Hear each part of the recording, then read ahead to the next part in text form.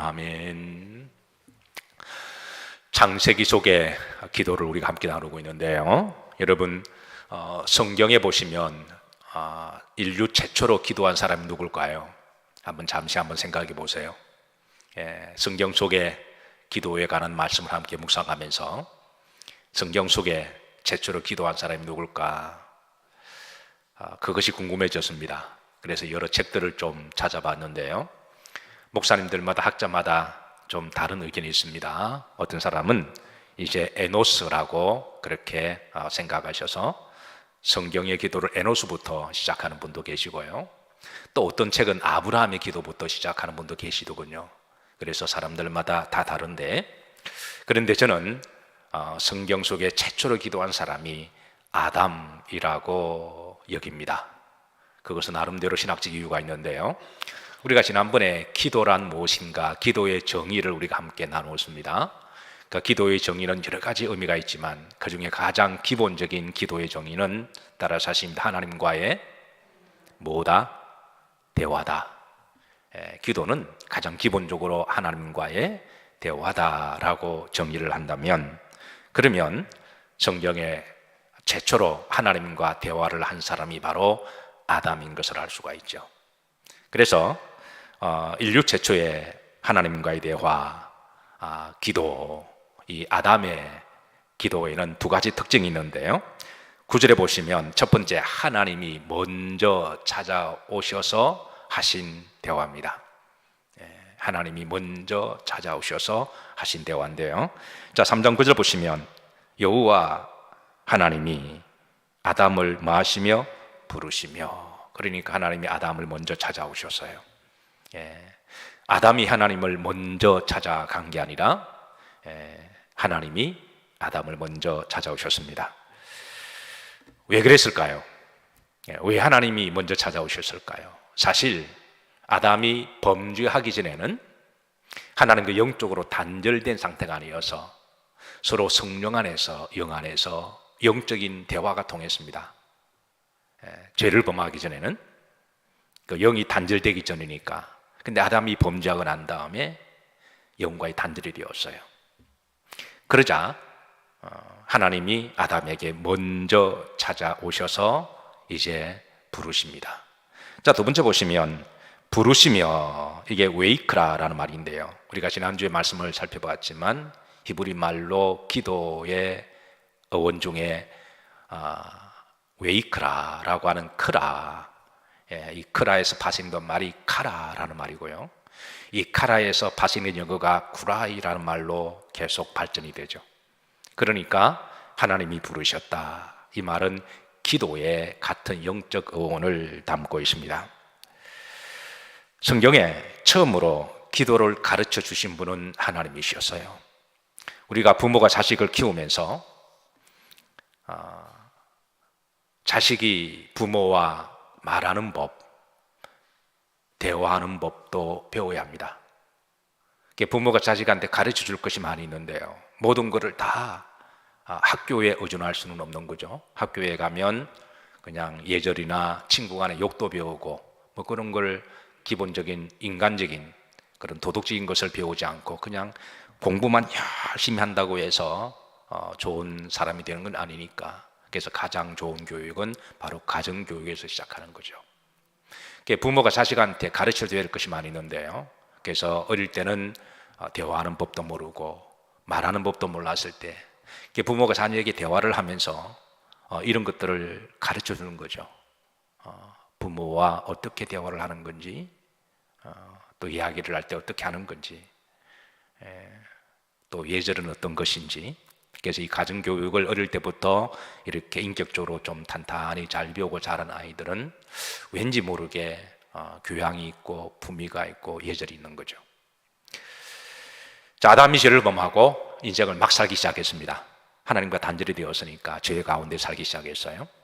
그리고 하나님께 찾아가는 법도 잊어버렸을 때에 그때 하나님이 먼저 찾아오셔서 아담을 부르시고, 그리고 이제 그 아담에게 대화하는 법을 가르쳐 주신 것이 바로 기도의 시작이라고 말할 수가 있습니다.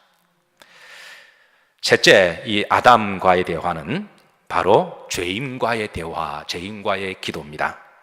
9절 후름질을 보시면 하나님 아담에게 찾아오셔서 이렇게 대화하십니다. 따라하셨습니다. 내가 어디 있느냐. 이거는 굉장한, 이거는 신학적이고 철학적이고 인문학적인 질문인데요.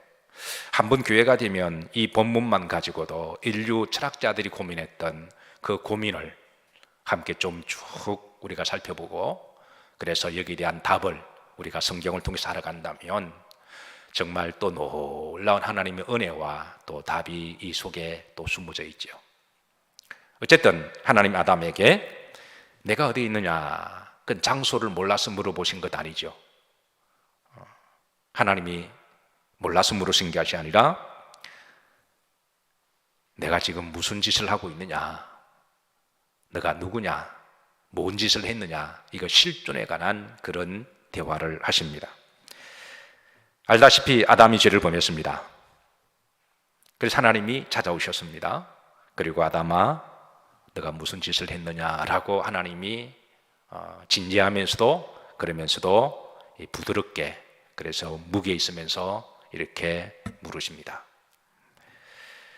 불행하게도 이 아담의 대화, 하나님에 대한 기도는 의인의 기도가 아니라, 의인의 대화가 아니라 죄인의 대화였고 죄인의 기도였습니다. 자, 그런데 여러분, 하나님은 의인들의 기도만 들어주시고 죄인들의 기도를 들어주지 않으실까요? 어떠세요?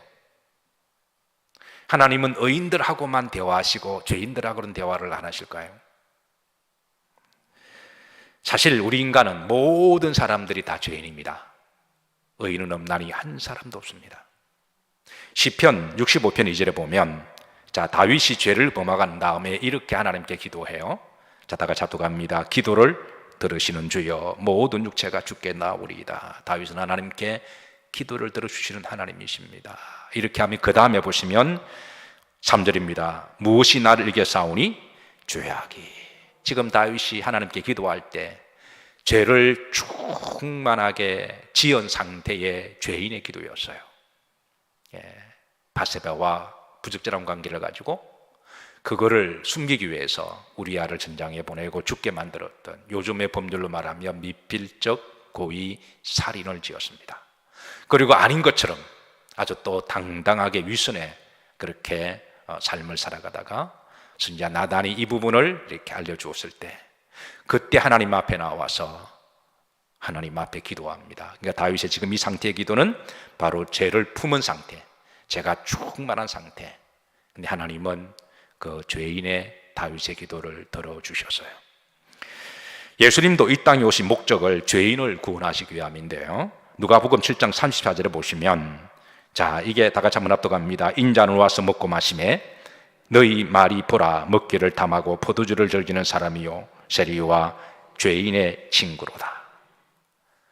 그러니까 주님이 오신 목적이 바로 죄인을 구원하시기 위해서, 죄인의 기도를 들으시고 죄인과 대화하시기 위해서. 모든 사람이 다 죄인입니다. 그래서 사실은 정확하게 말하면 의인의 기도는 한 사람도 없어요. 그런데 하나님은 그 죄인의 기도를 듣기를 원하십니다.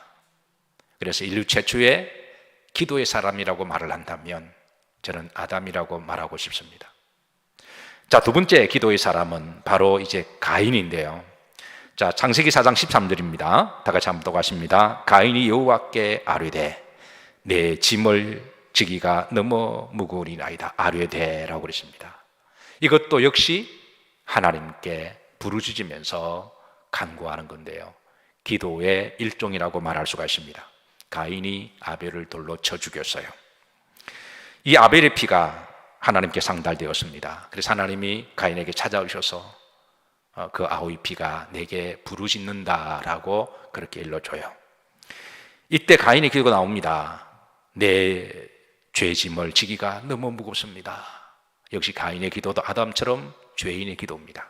그러니까 인류의 최초의 기도는 죄인의 기도에서 시작하는 것이, 이것이 우리들에게 때로는 역설적으로 위로가 되고 희망이 됩니다. 우리도 다 죄인이잖아요. 그런데 하나님은 그런 죄인의 기도를 하나님이 긍휼히 여겨주셔서 들어주시는 하나님이세요. 내 짐이 너무 무겁습니다. 가인의 기도입니다. 내 짐이 너무 무겁습니다. 여러분 강단에 보시면 수고하고 무거운 짐진 자들아 다 내게로 오라. 내가 너희를 편히 뭐하게 하리라? 쉬게 하리라. 가인이 내 짐이 너무 무겁습니다. 죄가 주는 짐, 세상이 주는 짐이 너무 무겁습니다. 걱정과 염려가 너무 많아서 그 가인이 지금 그 기도를 드리고, 두 번째, 나를 죽이려고 하는 자들로부터 나를 보호해 주세요. 그렇게 가인이 기도합니다. 근데 놀라운 건 하나님이 가인의 기도를 들으시고 응답하십니다. 그게 이제 15절인데요. 자, 다 같이 합독하십니다. 여호와께서 그에게 이르시되 그렇지 아니하다. 가인을 죽이는 자는 벌을 7배나 받으리라 하시고 가인에게 표를 주사 그를 만나는 모든 사람에게 죽음을 면하게 하시니라. 하나님은 가인의 기도를 들으시고 그가 죄인임에도 불구하고 그래 사람들이 너를 죽이지 못할 것이다. 만약에 그가 너를 죽이면 그 사람은 내가 7배나 내가 더 응징할 거다. 그러면서 하나님은 가인의 기도를 들어주세요. 자, 그러면 성미로운 것은 가인에게 표를 주십니다. 가인에게 이 표를 오트라고 그러는데요. 이 표가 뭘까? 여러분 궁금하지 않으세요? 하나님께서 가인에게 그 기도 응답의 상징으로 이 표를 주시는데요. 자, 학자들마다 이 표에 대한 해석이 다 다릅니다. 어떤 학자는 이마에 새겨진 문신이다. 그러면 여러분 이마의 표는 666이 생각하시죠? 어쨌든 이마에 뭐 타투 같은 거, 어떤 문신을 하나님이 새겨 있을 것이다. 그렇게 해석하는 사람도 있고, 어떤 사람은 검은 피부로 그렇게 또 해석하는 분도 계시더군요. 또 그런가 하면 어떤 사람은 이제 부둣과 같은 걸 주셔서 어떤 뭐 마패나 부적이나 이거를 주셔서 이걸 가지고 다니다가 사람들에게 보이면 너를 함부로 하지 않을 것이다 라고 다양하게 해석하는데, 자, 성경이 중요한 건 이 표가 뭔지 구체적으로 말씀하지 않습니다. 그러나 분명하고 중요한 것은 하나님이 가인의 기도를 들어주셨고 하나님이 가인을 지키시고 보존하신다고 하는 정표기도 해요. 그래서 여러분 15절 후렴절에 보시면 죽임을 뭐하게 하시니라? 면하게 하신다. 표가 정 궁금하시면 나중에 중국 가서 한번 물어보세요. 한번 물어보세요. 그러나 분명한 그 뒤에 보시면 면하게 하신다. 하나님이 지키시고 보호하신다. 반복적이지만 아담의 기도는 죄인의 기도고 가인의 기도도 죄인의 기도고, 그리고 여러분과 저도 우리는 다 허물이 많고 부족한 점이 많아서 우리도 죄를 품고 기도하는 연약한 부분을 가지고 있어요. 그렇다고 할지라도 여러분 주님 앞에 기도하시기를 주의 이름으로 축복합니다. 내가 어떤 죄를 지었다고 할지라도, 내가 어떤 죄인이라고 할지라도 주님은 죄인과 친구 되기를 원하시고, 하나님이 오죽하셨으면 먼저 찾아가셔서 아담아 내가 어디 있느냐, 가인아 너가 왜 동생을 그렇게 했느냐 라고 대화를 하시는 것은 아담과 가인을 책망하고 야단쳐서 죽이려면 벌써 죽였죠. 그게 목적이 아니라 나와 대화하자, 나와 기도하자. 기도하는 가운데 하나님이 답을 주시고 지키시고 보호하시는 줄로 믿으시길 바라고, 여기에 바로 우리의 희망과 소망이 있습니다. 자, 성경의 세 번째 기도하는 사람을 소개합니다. 에녹의 기도인데요. 그래서 어떤 목사님인 학자는 에녹부터 태초의 기도의 사람이었다라고 주장하는 분도 계세요. 자, 창세기 4장 26절입니다. 다 같이 합독합니다. 셋도 아들을 낳고 그 이름을 에노스라 하였으며 그때 사람들이 비로소 여호와 이름을 불렀더라. 에노스. 누구 이름을 불렀더라? 여호와 이름을 불렀다. 이게 부르다라고 하는 거, 이것도 카라라는 말이거든요. 웨이크라라는 말로 이것도 하나님께 기도했더라라는 말입니다. 자, 이 에노스의 기도는 아담과 가인이 약간 좀 격이 달라요. 아담과 가인은 죄를 범하고 난 다음에 참 부끄러운 모양으로 하나님께 기도했다면, 그렇다고 에노스가 완전한 사람이라는 말은 아닙니다. 그러나 아담과 가인처럼 그런 죄를 저지른 기도가 아니라 믿음으로 하나님께 기도한 사람이라고 말할 수가 있습니다. 에노스라는 이름의 뜻은 연약한 존재라고 하는 뜻을 가지고 있습니다. 그런데 에노스가 어떻게 해서 하나님께 기도하게 되었을까?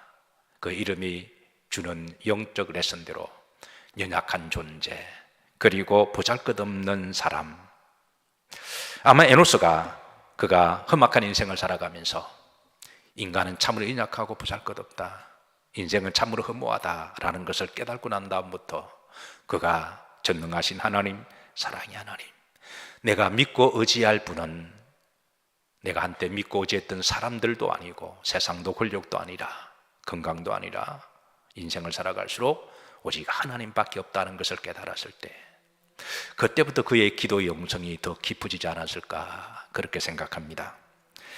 자, 사람은 살아가다가 언제 절실하게 기도하게 될까요? 사람마다 다 기도의 동기가 있습니다. 젊었을 때부터 기도의 깊이나 영성이 있는 그런 기도가 그리 많지 않아요.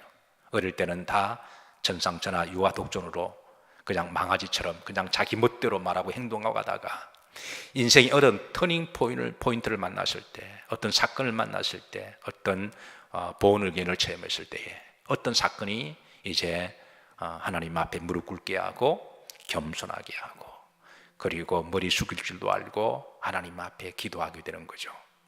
바로 그때가 사실 대부분 사람들에게는 공통점은 바로 인간의 연약함을 철저하게 경험할 때, 고난을 경험했을 때, 죽음을 직면했을 때, 그게 질병이든 사고든 뭐든 간에 그걸 한번 경험하게 되면 인간은 하나님 앞에 무릎 꿇을 수밖에 없는 존재인 것을 믿습니다. 인류가 교만하고 그리고 방자해서 탐욕과 제약으로 말미암아 느닷없는 코로나 바이러스를 만나서 지금도 많이 어려움을 당하고 있습니다. 참 많이 우리가 불편하고 어려움을 당하지만 또 우리가 생각해 보면 역설적으로 이거를 통해서 우리가 또 깨닫는 바도 많아요. 인류는 한때 너무 교만했다, 너무 방자했다, 하나님 없이도 살 수가 있었다. 그런데 그 눈에 보이지 않는 바이러스 하나 가지고도 우리가 이렇게 두렵고 떨리는 이런 사건을 통해서 조금 더 겸손할 수가 있고 조금 더 기도하는 사람도 많이 있으리라고 그렇게 믿습니다. 네. 자, 놀라운 것은 이 에노스의 시대에 에노스뿐만 아니라 놀라운 것은 다른 사람들도 기도하는 사람들이 있었다라는 거예요. 다시 한번 말씀해 보십시다. 26절에 그때에 누구들이? 사람들이. 에노스뿐만 아니라 그 시대에, 그때라고 하는 에노스가 살던 그 당대를 이야기합니다. 한 세대를 이야기를 해요. 그러니까 에노스만 하나님을 부른 게 아니라 그때에 누구들이? 사람들이 비로소 여호와 이름을 불렀더라. 여기 보시면 두 가지 부사가 있습니다. 시간 부사 그때에라고 하는 것, 어느 시점이 있었던 거죠. 어느 시점, 네, 어떤 시점. 네. 얼마 전에 이효령에 관한 책자가 제게 좀 들어있어서 그분이 또 하늘 날아가시고 우리나라 최고의 지성인과 석학분의 한 분이잖아요. 근데 이분이 늦가기로 예수님을 믿은 거예요. 최고의 지성으로 알려져 있는 그분이 이제 늦가기로 예수님을 믿고 이제 하나님 앞에 돌아올 수밖에 없었던 간정을 이렇게 살짝 하는 것을 제가 이제 책을 읽었습니다. 그 어떤 계기가 있었던 거죠. 그분의 말씀으로는 이제 사랑하는 딸을 통하여, 딸이 죽게 되었을 때 그 딸을 통하여 한 번도 자기에게 부탁해 본 적이 없는 딸, 똑똑하고 알아서 일을 척척 잘해서 그렇게 똑똑하고 이쁘고 사랑스러운 딸이 아버지에게 한 번도 부탁하지 않았는데 그 딸이 처음이자 마지막으로 부탁한 것은 아버지, 예수님을 믿으세요. 예수님을 믿으세요. 하나님을 믿으세요. 이게 자기 가슴 속에 깊숙이 들어왔다는 거예요. 자기가 딸을 키우면서 한 번도 딸이 자기에게 뭐를 해달라고 부탁한 적도 없는데 했으면 다 들어줬을 텐데, 그런데 이 딸이 그렇게 나에게 전하고 싶은 그 예수님이 누군가 궁금해졌다는 거예요. 그리고 그렇게 아픔에도 불구하고 얼굴은 늘 밝은 모습으로 불평 원망 한마디 하지 않고 오히려 밝은 모습으로 아버지와 대화를 하고,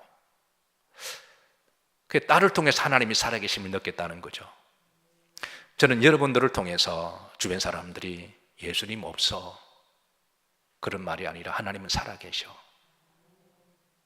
그런 역사가 일어나기를 기도합니다. 옆 사람 한번 쳐다보시죠. 네, 한번 쳐다보셔서. 네. 오늘 한국교회가 내가 누구누구 때문에 교회 안 가? 그런 말이 많을까요? 누구누구 때문에 나는 교회를 가? 그 말이 더 많을까요? 어쨌든 그분께서 어떤 그 때가 있었던 거예요. 때가 있었습니다. 에노스도 그 때가 있었고, 근데 그는 이제 집단적, 여기는 이제 공동체를 이야기합니다. 사람들이 비로소 마침내, 또 부사 비로소는 마침내, 대체 어떤 사건들이 있었길래 그 시대에 사람들이, 이거는 공동체를, 신앙 공동체를 이야기하거든요. 그 전까지는 개인적으로 하나님을 믿었습니다. 그리고 가족적으로, 친척 중심으로 그렇게 믿었어요. 그런데 이 에노스 시대부터는 이게 이제 공동체적으로 하나님을 믿고 부르짖고 기도하는 사람들이 나타났다는 거예요. 대체 그 시대에 어떤 일이 있었을까? 인류는 가인 이후로 두 분류로 나눠집니다. 아벨의 후예들과 가인의 후예들이죠. 하나님께서는 사람을 창조하시고 하나님의 축복의 원리대로 생육하고 번성할지어다. 생육이라고 하는 육체적 건강을 이야기를 하고요, 번성은 출산의 복을 이야기합니다. 그리고 이 번성이라는 말은 영어로 멀티플이라고 기록이 되어 있어요. 수학적 곱하기 기호입니다. 우리가 곱하기 할 때 멀티플이라고 이야기하죠. 그러니까 하나님 자신의 복을 주셨는데 1년에 한 사람씩 놓으면, 이게 그때는 이제 TV도 없었고 그러니까 해마다 아이를 낳지 않았겠어요. 하나님 출산에 생육하고 번성하라 그랬으니까. 그래서 30년이 지나면 그 아이가 또 아이를 놓고, 그래서 그때는 뭐 몇백 살까지 살았으니까, 그래 인류가 기하급수적으로 굉장히 빠른 시일 내로 번성하게 되는 그런 시대였습니다. 가인에게도 하나님이 말씀하신 것처럼 똑같이 악인들에게도 하나님 주신 원리에 생육하고 번성한 복을 주셔서 가인의 후손들도 급속도로 번성하게 되는데요, 근데 이들이 바로 가축지는 자의 조상이 되고 세상 음악의 조상이 되고 전쟁 무기를 만들며 땅을 확장하고 자기들만의 캐슬을 쌓아나가면서 이제 번성할 때입니다. 그리고 그들은 자기만의 신들을 만들어 놓고 소위 말해서 우상을 섬기며 정욕과 쾌락적으로 그렇게 노아 시대처럼 살아갈 때입니다. 자, 가인의 후예들이 급속도로 번성하고 죄악과 불신앙과 우상숭배가, 교만과 탐욕이 번성할 때, 근데 아벨의 후예들도 하나님이 생육하고 번성하라 하신 대로 그렇게 또 그 나름대로 또 믿음의 사람들이 번성을 해요.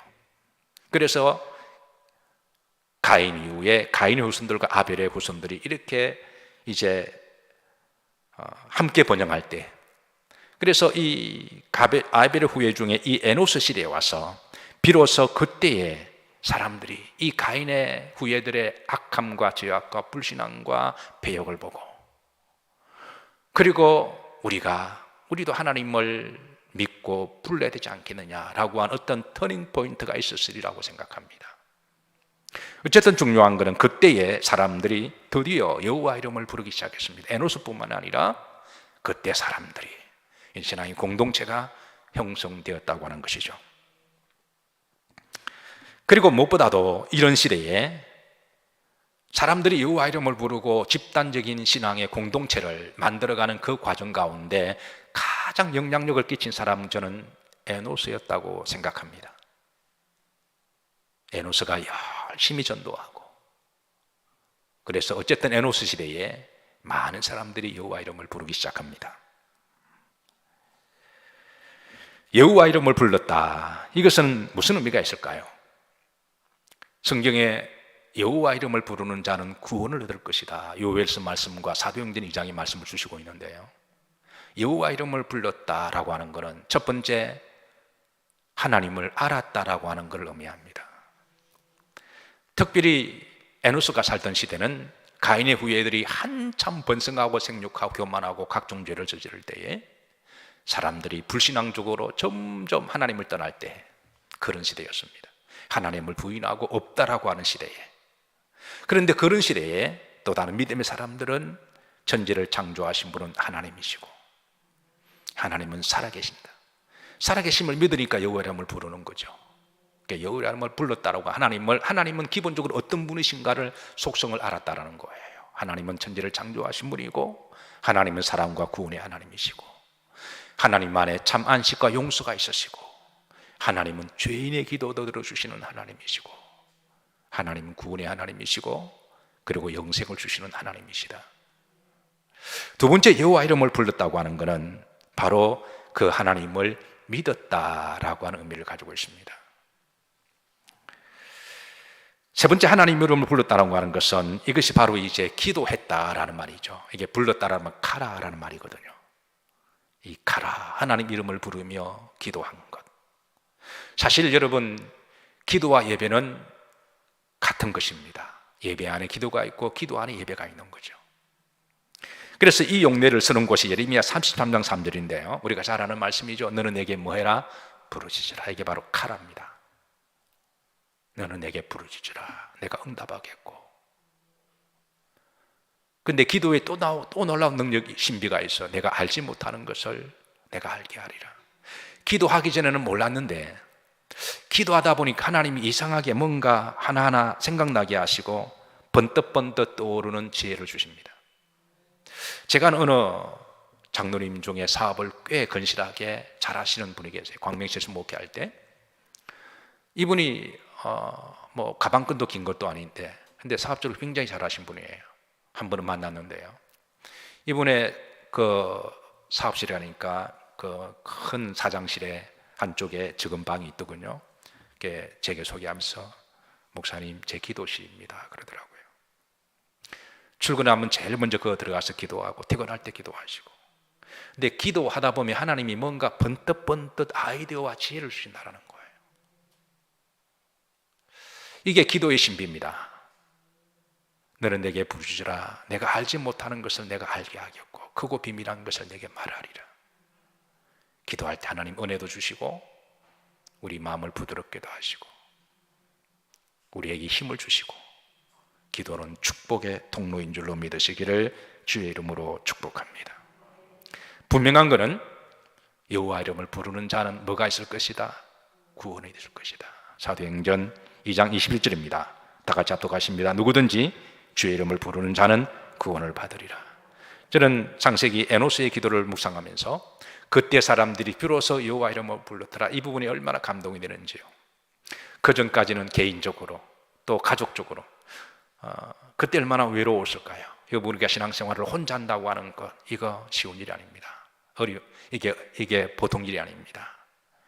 함께 모여서 기도할 동지가 있다고 하는 것, 이 하나님의 신앙 공동체의 축복이죠.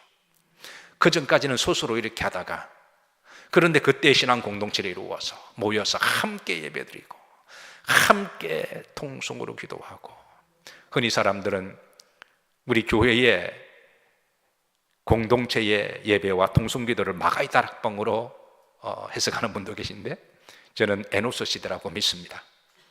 역사가 훨씬 더 오래된 것이죠.